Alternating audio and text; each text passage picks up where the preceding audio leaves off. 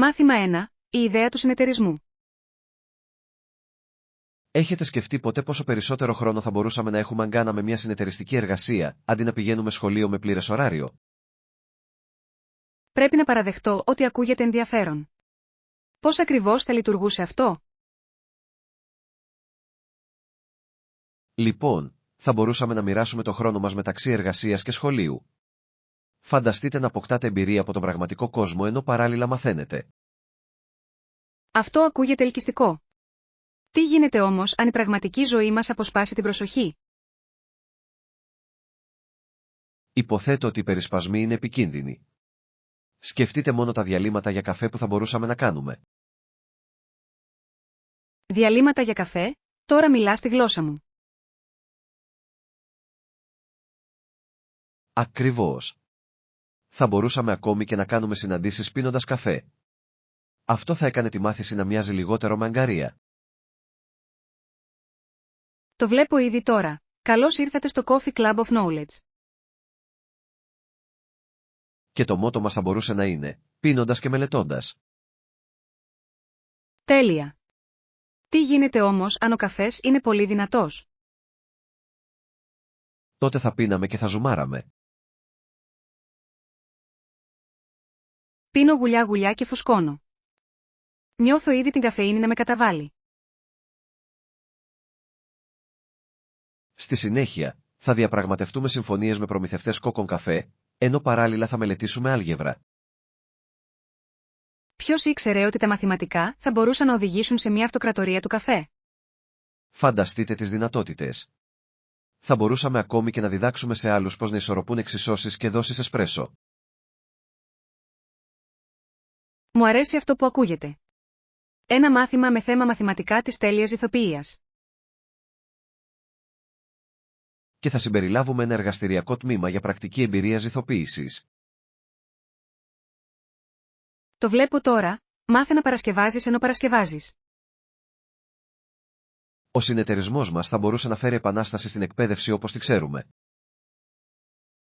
Ή τουλάχιστον κάντε το πιο νόστιμο. Είμαι πεπισμένος. Ας παρουσιάσουμε αυτή την ιδέα στους δασκάλους μας. Ναι, ας προκαλέσουμε λίγη συγκίνηση. Ποιος ξέρει, μπορεί να ξεκινήσουμε μια νέα τάση. Μάθημα 2. Σχεδιασμός δείπνου. Πιστεύω ότι πρέπει να μοιράσουμε τις δουλειές για το δείπνο μας. Πώς θα το κανονίσουμε αυτό? Μπορώ να φροντίσω για τα ορεκτικά και τα ποτά. Έχω μερικές υπέροχες ιδέες. Ακούγεται φανταστικό. Τι ορεκτικά έχεις στο μυαλό σου? Σκέφτηκα να φτιάξω μπρουσκέτα και γεμιστά μανιτάρια. Πάντα έχουν επιτυχία. Εξαιρετικές επιλογές. Θα αναλάβω εγώ το κυρίως πιάτο τότε. Τι γνώμη έχετε για την προετοιμασία ενός ψητού κοτόπουλου? Το ψητό κοτόπουλο ακούγεται υπέροχο. Θα προσθέσετε κάποιο ιδιαίτερο καρύκευμα? Απολύτως. Έχω ένα μυστικό μείγμα μπαχαρικών που θα το κάνει ακαταμάχητο. Είμαι περίεργος. Τι άλλο σκοπεύετε να σερβίρετε με το κοτόπουλο? Σκεφτόμουν πουρέ πατάτας με σκόρδο και λαχανικά στον ατμό. Απλό αλλά πεντανόστιμο.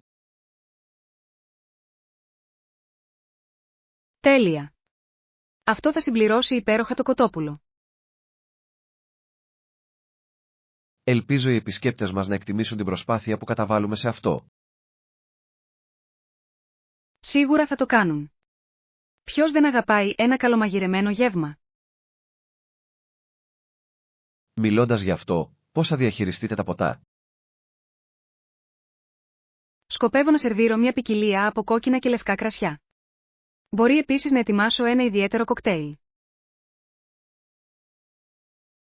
Ένα κοκτέιλ με την υπογραφή σας, τώρα ανεβάζετε τον πύχη. Ναι. Οραματίζομαι ένα δροσιστικό μοχίτο. Θα αρέσει σε όλους. Μπορώ ήδη να φανταστώ τους φίλους μας να απολαμβάνουν τα ποτά ενώ περιμένουν το φαγητό. Και ελπίζω να απολαύσουν τα ορεκτικά όσο και εγώ. Με τις ικανότητές σου, δεν έχω καμία αμφιβολία ότι θα πετύχεις. Ευχαριστώ. Θα φροντίσω να παρουσιαστούν όμορφα κι αυτά. Η παρουσίαση είναι το κλειδί. Ας μην ξεχνάμε να δημιουργήσουμε την κατάλληλη ατμόσφαιρα με λίγη μουσική. Απολύτως. Μια ωραία λίστα αναπαραγωγής θα ανεβάσει την ατμόσφαιρα. Πιστεύω ότι είμαστε καθοδόν για να διοργανώσουμε μια ξέχαστη βραδιά. Πράγματι. Ανυπομονώ να δω πώς θα εξελιχθούν όλα. Ας ολοκληρώσουμε τις προετοιμασίες μας και ας ετοιμαστούμε να εντυπωσιάσουμε τους καλεσμένους μας. Μάθημα 3. Η εμπειρία της συνέντευξης. Πώς πήγε η συνέντευξή σας? Πήγε υπέροχα. Είμαι πολύ ενθουσιασμένος με την ευκαιρία. Αυτά είναι φανταστικά νέα. Τι το έκανε τόσο ευχάριστο? Ο συνεντευξιαστής ήταν πολύ φιλικός. Έμοιαζε περισσότερο με συζήτηση παρά με ανάκριση. Καταλαβαίνω τι εννοείς.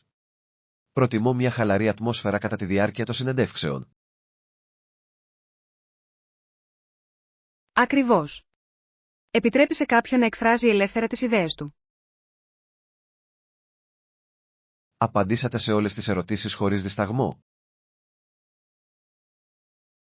Οι περισσότεροι από αυτούς, ναι. Υπήρχε όμως μια δύσκολη ερώτηση. Τι ήταν? Είμαι περίεργος να μάθω. Ρώτησαν, ποια είναι η μεγαλύτερη αδυναμία σου?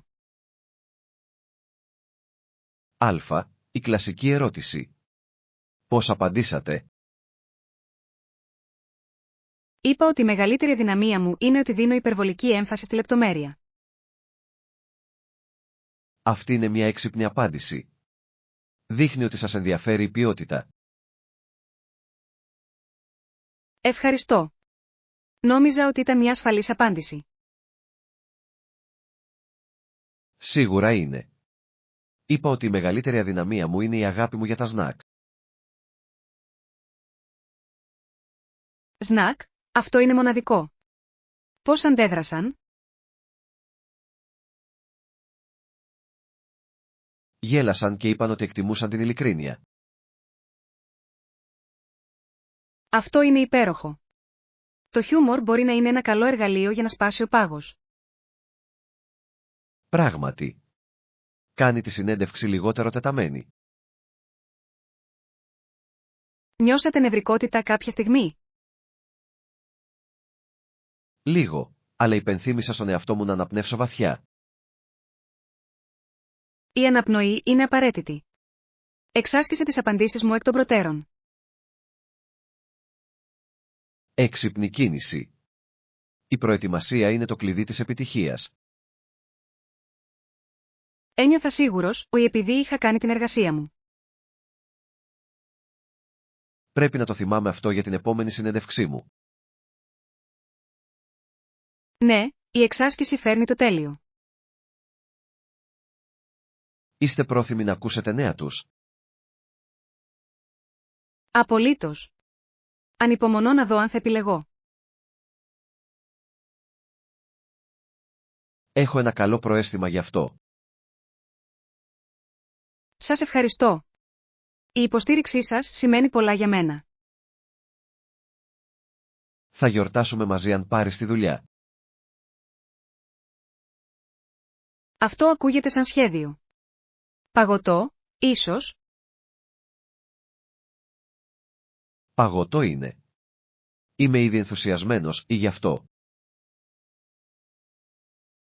Μάθημα 4. Ενδυνάμωση των αθλητριών. Είμαι ενθουσιασμένη με την πρωτοβουλία μας να υποστηρίξουμε το γυναικείο αθλητισμό. Ήρθε η ώρα να αναλάβουμε δράση. Απολύτως. Πρέπει να επικεντρωθούμε σε προγράμματα στίβου, τένις και softball. Αυτά τα αθλήματα έχουν απίστευτες δυνατότητες ανάπτυξης. Πώς θα ξεκινήσουμε? Προτείνω να οργανώσουμε μια εκδήλωση συγκέντρωσης χρημάτων. Θα μπορούσε να προσελκύσει την προσοχή και την υποστήριξη. Μια εκδήλωση συγκέντρωσης χρημάτων ακούγεται τέλεια. Ποιες δραστηριότητες πρέπει να συμπεριλάβουμε? Ίσως θα μπορούσαμε να διοργανώσουμε έναν διασκεδαστικό αγώνα δρόμου για την ομάδα στίβου. Θα προωθούσε την καλή φυσική κατάσταση και την κοινότητα. Αυτή είναι μια εξαιρετική ιδέα. Ένας διασκεδαστικός αγώνας δρόμου σίγουρα θα προσέλκυει συμμετέχοντες. Επιπλέον, θα μπορούσαμε να διοργανώσουμε ένα τουρνουά τένις. Ο φιλικός ανταγωνισμός φέρνει πάντα τους ανθρώπους κοντά. Μπορώ ήδη να φανταστώ τον ενθουσιασμό στα γήπεδα. Τι γίνεται με το πρόγραμμα softball? Για το softball, θα μπορούσαμε να οργανώσουμε μια σεμιναριακή εκπαίδευση δεξιοτήτων. Θα βοηθούσε τα νεαρά κορίτσια να βελτιώσουν το παιχνίδι τους. Μια κλινική δεξιοτήτων είναι ένας εξαιρετικός τρόπος για να εμπλέξετε την κοινότητα. Πώς θα προωθήσουμε τις εκδηλώσεις μας? Τα μέσα κοινωνικής δικτύωσης θα ήταν ένα ισχυρό εργαλείο. Θα πρέπει να δημιουργούμε εντυπωσιακές αναρτήσεις για να προσελκύουμε την προσοχή. Συμφωνώ. Θα μπορούσαμε επίσης να απευθυνθούμε σε τοπικές επιχειρήσεις για χορηγίες. Ναι, οι τοπικές επιχειρήσεις συχνά επιθυμούν να υποστηρίξουν κοινοτικές πρωτοβουλίες. Είναι μια κατάσταση που κερδίζουν και οι δύο. Μπορώ ήδη να δω το θετικό αντίκτυπο. Θα εμπνεύσουμε πολλούς νέους αθλητές. Αυτός είναι ο στόχος. Η ενδυνάμωση των νεαρών κοριτσιών μέσω του αθλητισμού είναι απαραίτητη. Φανταστείτε την αυτοπεποίθηση που θα αποκτήσουν συμμετέχοντας σε αυτά τα προγράμματα. Και οι φιλίες που θα δημιουργήσουν στην πορεία. Ο αθλητισμός δημιουργεί διαρκείς δεσμούς. Ακριβώς. Πρέπει να δώσουμε έμφαση στην ομαδική εργασία και την ηγεσία στα μηνύματά μας. Ας ενθαρρύνουμε επίσης τους γονείς να συμμετάσχουν. Η υποστήριξή τους είναι ζωτικής σημασίας. Συμφωνώ απόλυτα. Μαζί, μπορούμε να δημιουργήσουμε ένα ισχυρό κίνημα. Είμαι ενθουσιασμένος με όσα μπορούμε να πετύχουμε. Αυτή η πρωτοβουλία θα κάνει τη διαφορά. Ας ξεκινήσουμε αυτό το ταξίδι για να ενδυναμώσουμε τις γυναίκες αθλήτριες. Μάθημα 5. Πανεπιστήμιο εναντίον κοινοτικού κολεγίου. Φαίνεται ότι πολλοί φοιτητές αντιλαμβάνονται το πανεπιστήμιο ως πιο διασκεδαστικό από το κοινοτικό κολέγιο. Αυτό είναι αλήθεια. Πολλοί πιστεύουν ότι το πανεπιστήμιο προσφέρει μια πιο ζωντανή κοινωνική ζωή. Ακριβώς. Συχνά νομίζουν ότι μπορούν να απολαύσουν πάρτι και εκδηλώσεις χωρίς άμεσες ανησυχίες. Είναι ενδιαφέρον το πώς αυτή η αντίληψη επηρεάζει τις επιλογές τους. Αναρωτιέμαι αν συνειδητοποιούν ότι το κοινοτικό κολέγιο μπορεί επίσης να είναι ευχάριστο. Μπορεί να είναι. Τα κοινοτικά κολέγια έχουν συχνά και διασκεδαστικές δραστηριότητες και λέσχες. Πολλοί φοιτητές παραβλέπουν αυτές τις ευκαιρίες. Εστιάζουν αποκλειστικά στην πανεπιστημιακή εμπειρία. Ίσως είναι η γοητεία της ζωής στην Πανεπιστημιούπολη που τους προσελκύει. Η ζωή στην Πανεπιστημιούπολη σίγουρα έχει τα πλεονεκτήματά της. Σνακ αργά το βράδυ και αυθόρμητες συγκεντρώσεις. Και μην ξεχνάτε την ελευθερία. Οι μαθητές μπορούν να ορίσουν τα δικά τους προγράμματα. Αυτή η ελευθερία μπορεί να είναι δίκοπο μαχαίρι, όμως. Πώς και έτσι? Κάποιοι μπορεί να δυσκολεύονται με τη διαχείριση του χρόνου και να χάνουν μαθήματα. Αυτό είναι ένα βάσιμο σημείο. Μπορεί να απολαμβάνουν τη διασκέδαση, αλλά να παραμελούν τις σπουδές τους. Εν τω μεταξύ, οι φοιτητές των κοινοτικών κολεγίων συχνά πρέπει να εξισορροπούν την εργασία και τα μαθήματα. Ναι. Συχνά επικεντρώνονται σε πρακτικές δεξιότητες και στην ετοιμότητα για εργασία. Το κοινοτικό κολέγιο μπορεί επίσης να προσφέρει μια σταθερή βάση για μελλοντικές σπουδές. Πράγματι. Πολλοί φοιτητές μεταφέρονται σε πανεπιστήμια μετά την ολοκλήρωση των σπουδών τους. Και συχνά το κάνουν αυτό με λιγότερο χρέος. Αυτό είναι ένα σημαντικό πλεονέκτημα. Είναι.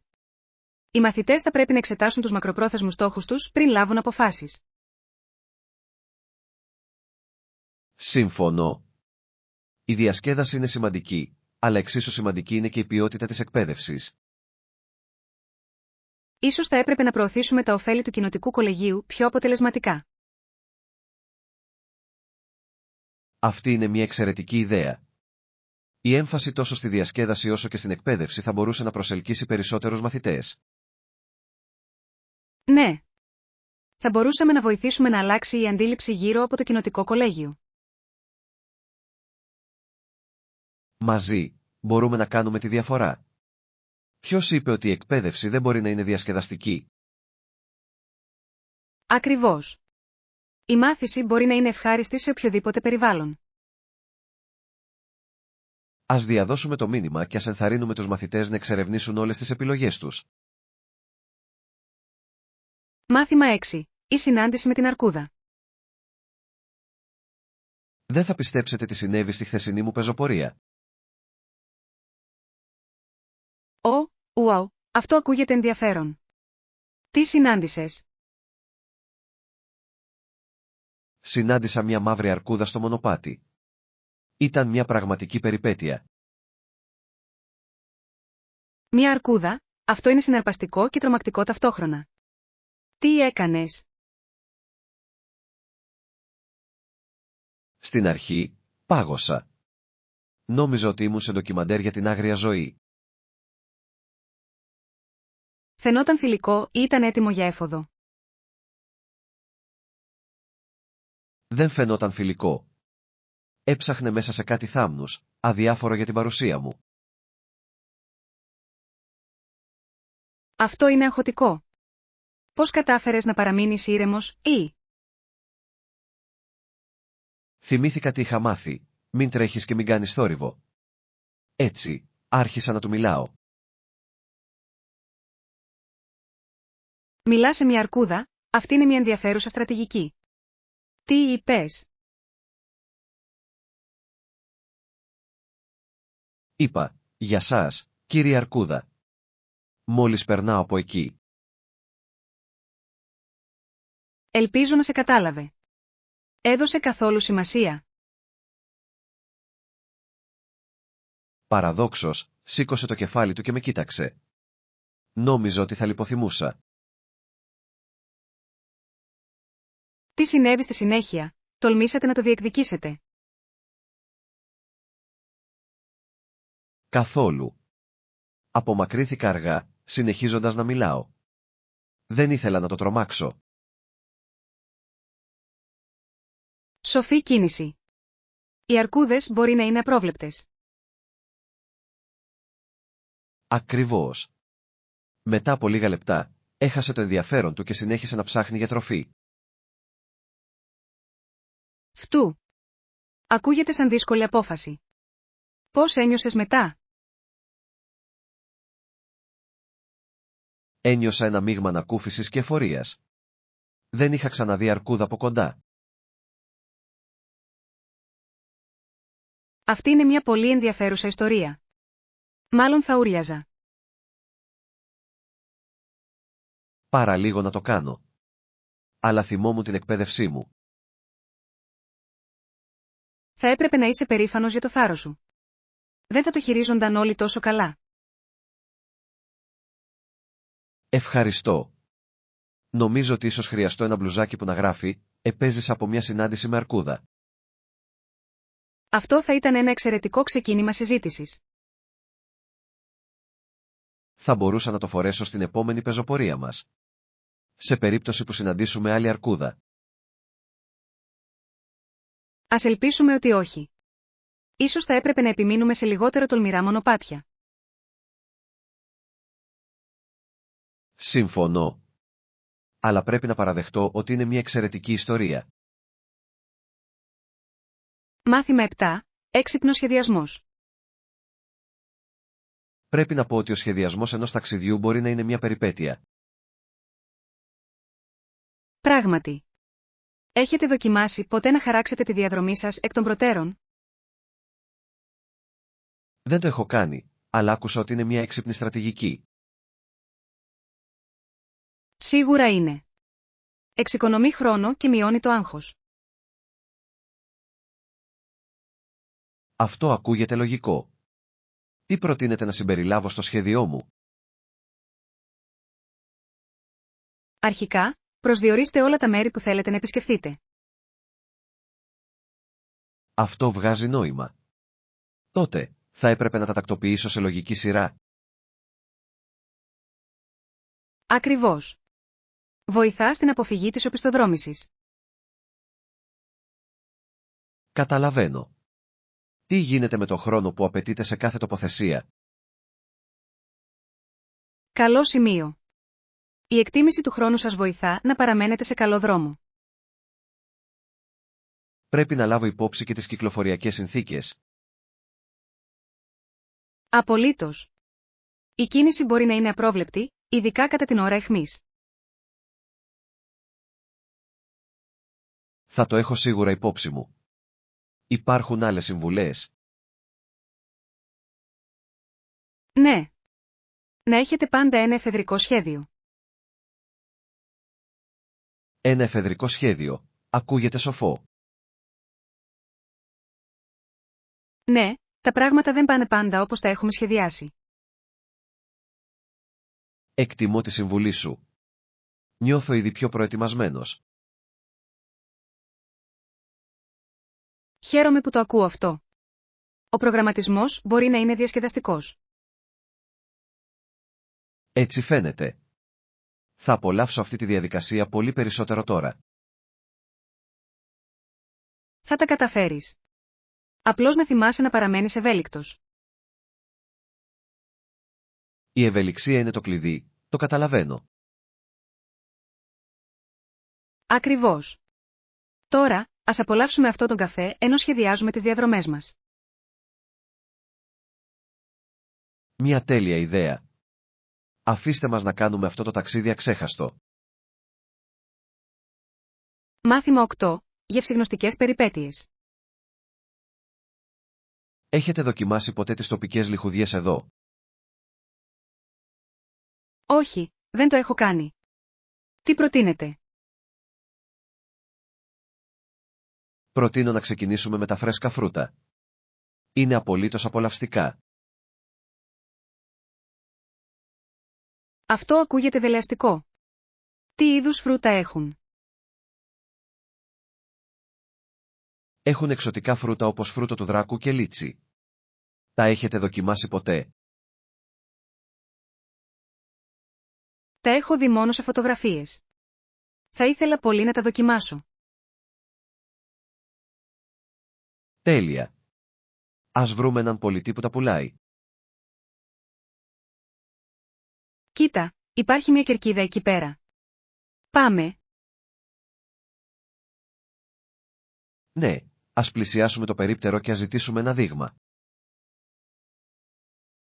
Είμαι ενθουσιασμένος. Η δειγματοληψία είναι ο καλύτερος τρόπος για να αποφασίσετε. Πράγματι. Μπορεί να βρεις ένα νέο αγαπημένο φρούτο σήμερα. Ελπίζω ναι.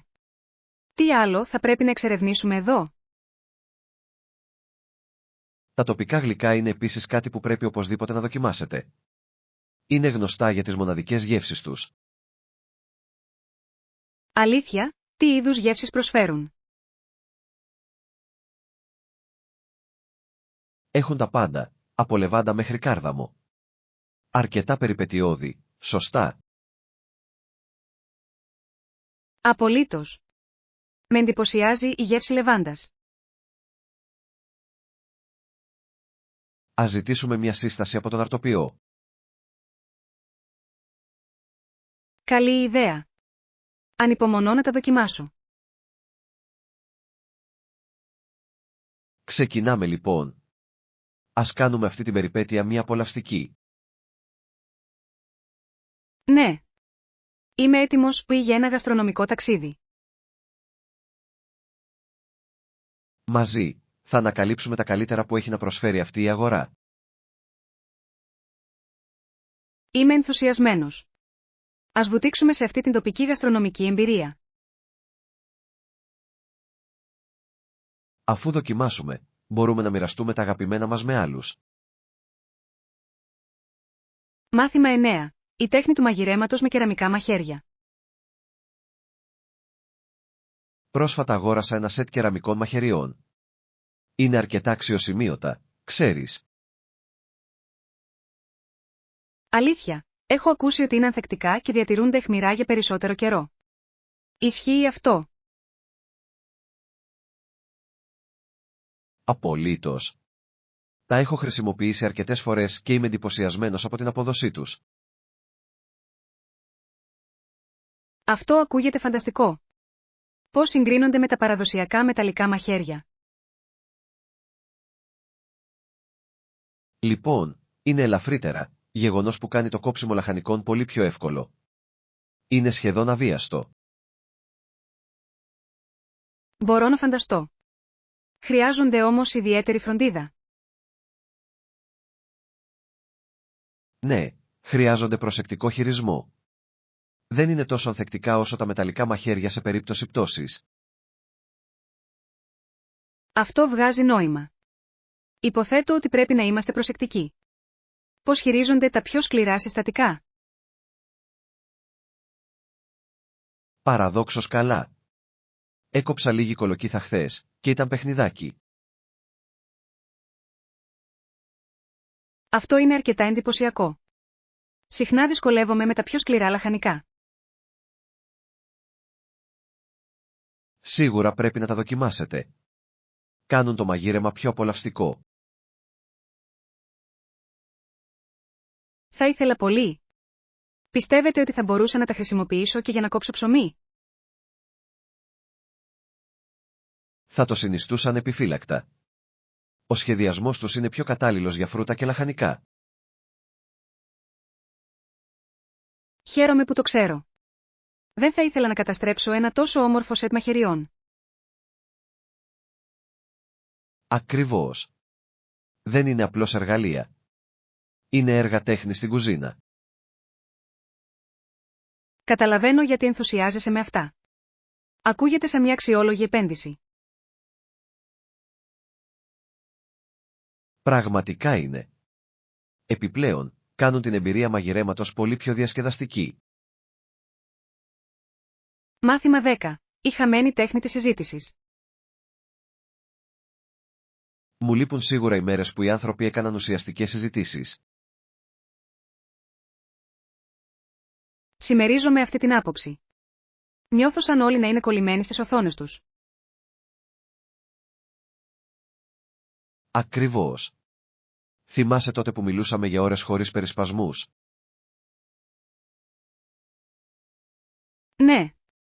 Αυτές ήταν οι καλύτερες στιγμές. Οι συζητήσεις είχαν μεγαλύτερο νόημα.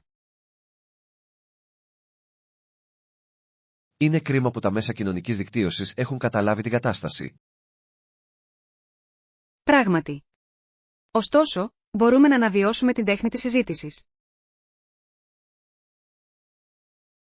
Πώς προτείνετε να το κάνουμε αυτό? Ας ξεκινήσουμε βάζοντας στην άκρη τα τηλέφωνά μας κατά τη διάρκεια των συνομιλιών μας. Φοβερή ιδέα. Συμφωνώ απόλυτα. Τέλεια. Ποιο θέμα να συζητήσουμε πρώτα? Τι γίνεται με τη σημασία της επικοινωνίας πρόσωπο με πρόσωπο? Εξαιρετική επιλογή. Χτίζει πιο δυνατές συνδέσεις, έτσι δεν είναι? Απολύτως. Νιώθω μεγαλύτερη εμπλοκή όταν μπορώ να δω τις εκφράσεις κάποιου. Κι εγώ το ίδιο. Η γλώσσα του σώματος λέει πολλά. Σίγουρα το κάνει. Τι γίνεται με τις δεξιότητες ακρόασης? Η ακρόαση είναι ζωτικής σημασίας. Δείχνει ότι εκτιμούμε τις σκέψεις του άλλου ατόμου. Συμφωνώ. Κάνει τις συζητήσεις πολύ πιο πλούσιες. Έχετε παρατηρήσει πόσο συχνά οι άνθρωποι διακόπτουν ο ένας τον άλλον? Ναι. Είναι αρκετά ενοχλητικό. Πράγματι είναι. Η υπομονή είναι το κλειδί σε μια καλή συζήτηση. Δεν θα μπορούσα να το πω καλύτερα. Ίσως θα έπρεπε να τα εξασκήσουμε αυτό μαζί. Θα μου άρεσε πολύ. Ας προκαλέσουμε ο ένας τον άλλον. Τι θα λέγατε να συζητάμε ένα τυχαίο θέμα κάθε εβδομάδα? Υπέροχη ιδέα. Είμαι ήδη ενθουσιασμένος. Κι εγώ. Ας ξαναφέρουμε τη χαρά της συζήτησης. Ανυπομονώ να δω πώς θα εξελιχθούν οι συζητήσεις μας. Μάθημα 11. Ανακάλυψη προορισμού. Είμαι ενθουσιασμένος για το επερχόμενο δικό μας ταξίδι. Ακούγεται υπέροχο. Υπάρχουν συγκεκριμένες πόλεις που προτείνετε? Απολύτως. Έχω ακούσει υπέροχα πράγματα για μια γραφική πόλη που ονομάζεται Άσβιλ. Άσβιλ, τι το κάνει τόσο ξεχωριστό? Είναι γνωστό για την εκπληκτική θέα στα βουνά και τη ζωντανή καλλιτεχνική σκηνή. Αυτό ακούγεται ελκυστικό. Υπάρχουν κάποια τοπικά αξιοθέατα? Ναι. Υπάρχουν όμορφα μονοπάτια πεζοπορίας και γκαλερί τέχνης για να εξερευνήσετε. Λατρεύω την πεζοπορία. Θα ήταν ένας φανταστικός τρόπος να απολαύσω τη φύση. Πράγματι. Επιπλέον, οι ντόπιοι καλλιτέχνες συχνά εκθέτουν τα έργα τους σε εξωτερικούς χώρους. Αυτό ακούγεται απολαυστικό. Τι γίνεται με τις επιλογές φαγητού? Η πόλη φημίζεται για τα εστιατόρια που σερβίρουν φαγητό από το αγρόκτημα στο τραπέζι. Εκτιμώ το φρέσκο φαγητό. Πρέπει να δοκιμάσω την τοπική κουζίνα. Δεν θα απογοητευτείτε. Έχουν καταπληκτικά εποχιακά πιάτα. Μπορώ ήδη να φανταστώ τις υπέροχες γεύσεις. Υπάρχουν άλλες πόλεις που μπορώ να σκεφτώ? Τι θα λέγατε να επισκεφτείτε μια παραθαλάσσια πόλη όπως το Bayview? Το Bayview ακούγεται υπέροχο. Τι μπορούμε να κάνουμε εκεί? Μπορείτε να χαλαρώσετε στην παραλία και να απολαύσετε θαλάσσια σπορ. Ακούγεται σαν ο τέλειος τρόπος για να χαλαρώσετε. Υπάρχουν επίσης όμορφες καφετέριες ακριβώς δίπλα στην ακτή. Μπορώ να φανταστώ τον εαυτό μου να πίνω καφέ με θέα τον ωκεανό. Ακριβώς. Είναι το ιδανικό μέρος για χαλάρωση και διασκέδαση. Είμαι σίγουρος. Ας προσθέσουμε και τις δύο πόλεις στο δρομολόγιο μας. Τέλεια ιδέα. Αυτό το ταξίδι θα σας μείνει αξέχαστο. Μάθημα 12. Η τέχνη της κατανόησης. Έχετε σκεφτεί ποτέ πως ο καθένας αντιλαμβάνεται τα πράγματα διαφορετικά? Απολύτως. Είναι συναρπαστικό το πώς οι εμπειρίες μας διαμορφώνουν τα συναισθήματά μας. Ακριβώς. Μερικές φορές, αναρωτιέμαι τι συμβαίνει στο μυαλό κάποιου άλλου. Αυτό είναι ένα βαθιστόχαστο ερώτημα. Είναι σαν ένα μυστήριο που περιμένει να λυθεί. Πράγματι. Συχνά υποθέτουμε ότι οι άλλοι νιώθουν όπως εμείς. Ναι, αλλά αυτό δεν ισχύει πάντα. Κάθε άτομο έχει τη δική του ιστορία. Πώς μπορούμε να κατανοήσουμε πραγματικά τι βιώνει κάποιος άλλος? Το να ακούμε ενεργά είναι μια εξαιρετική αρχή. Δείχνει ότι νοιαζόμαστε για τα συναισθήματά τους. Συμφωνώ. Το να κάνεις ερωτήσεις ανοιχτού τύπου μπορεί να αποκαλύψει πολύ περισσότερα. Ναι. Ενθαρρύνει το άλλο άτομο να μοιραστεί τις σκέψεις του ελεύθερα. Μερικές φορές, νιώθω ότι δεν ξέρω πώς να κάνω τις σωστές ερωτήσεις. Αυτό είναι κατανοητό. Χρειάζεται εξάσκηση για να γίνει κανείς καλός στην επικοινωνία. Τι γίνεται αν κάποιος δεν θέλει να μοιραστεί τα συναισθήματά του? Πρέπει να σεβόμαστε τα όρια τους.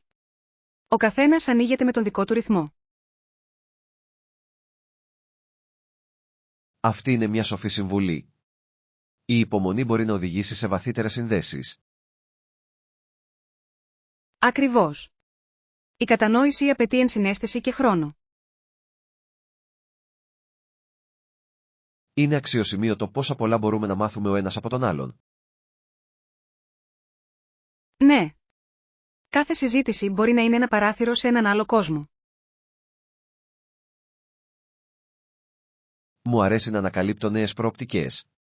Αυτό εμπλουτίζει τη ζωή μου. Και εγώ επίσης. Ας συνεχίσουμε να εξασκούμε αυτή την τέχνη της κατανόησης.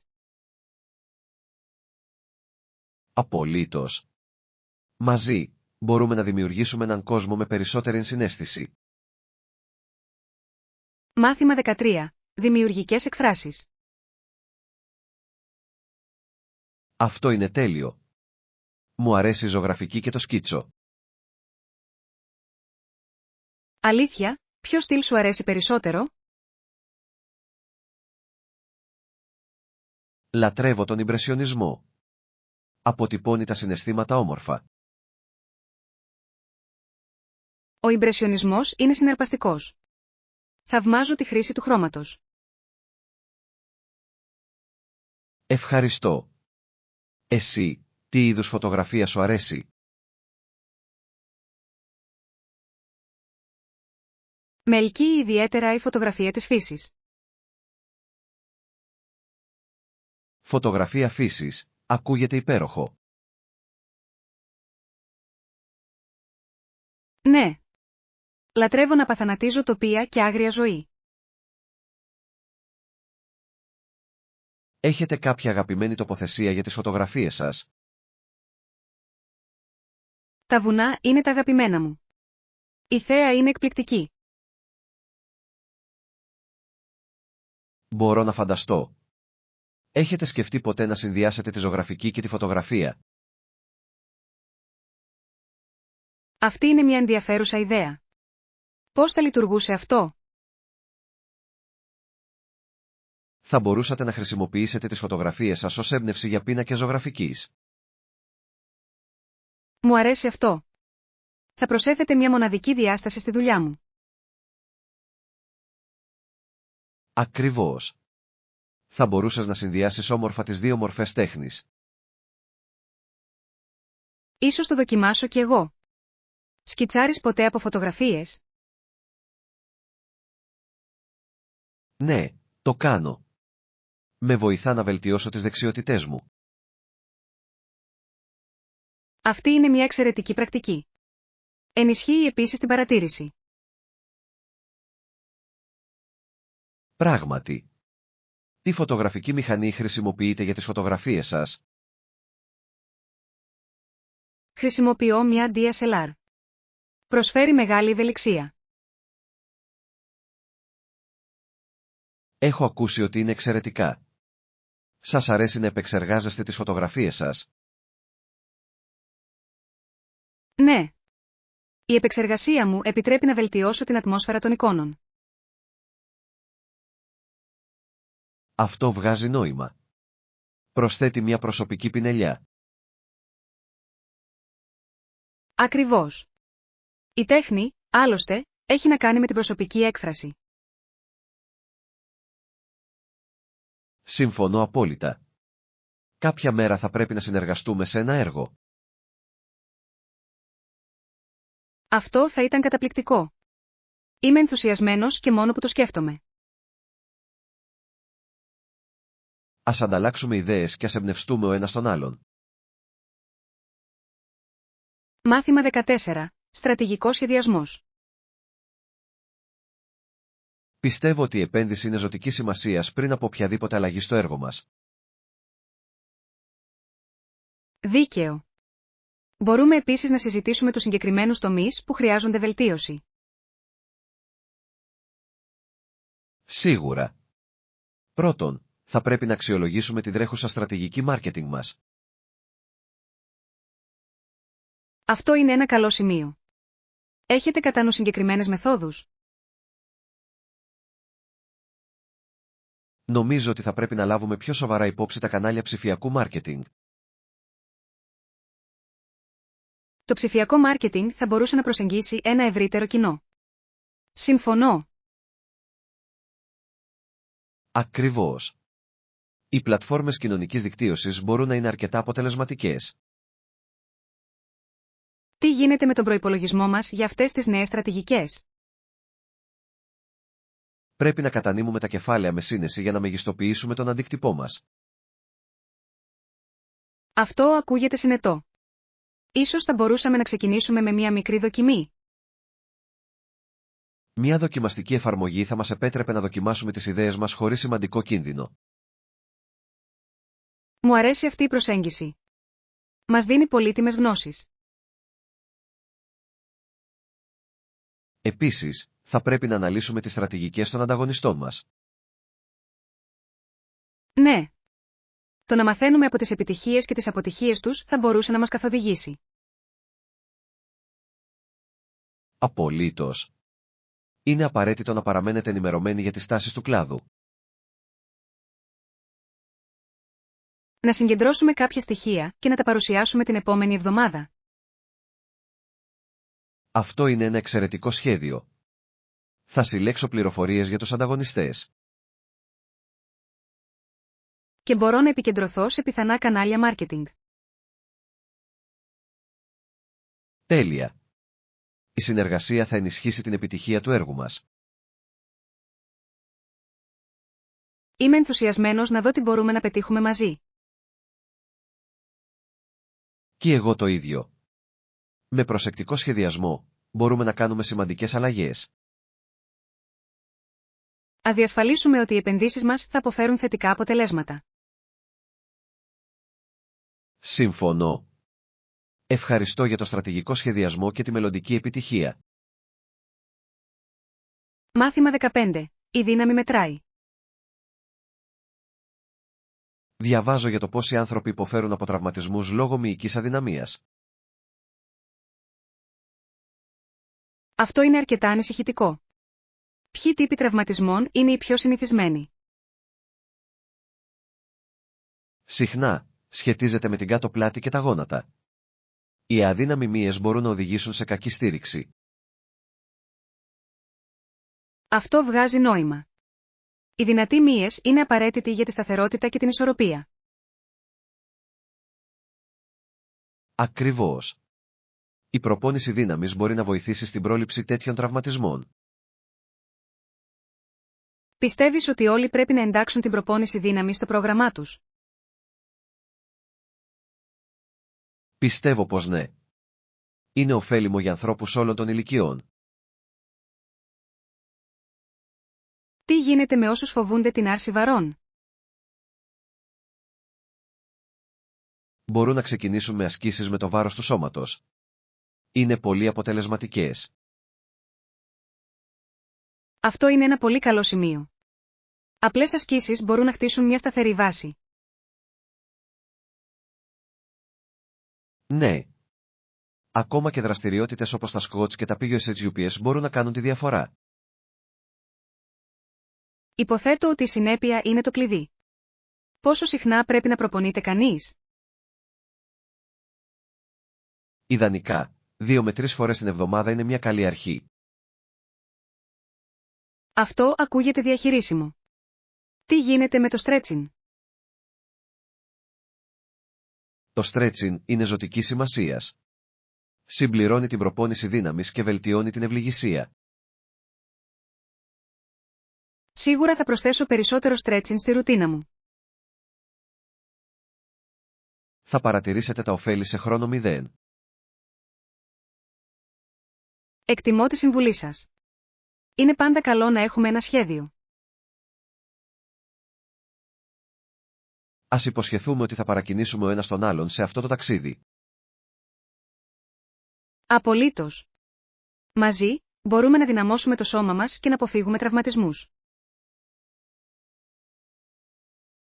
Εδώ είναι για ένα πιο υγιές, πιο δυνατό μέλλον.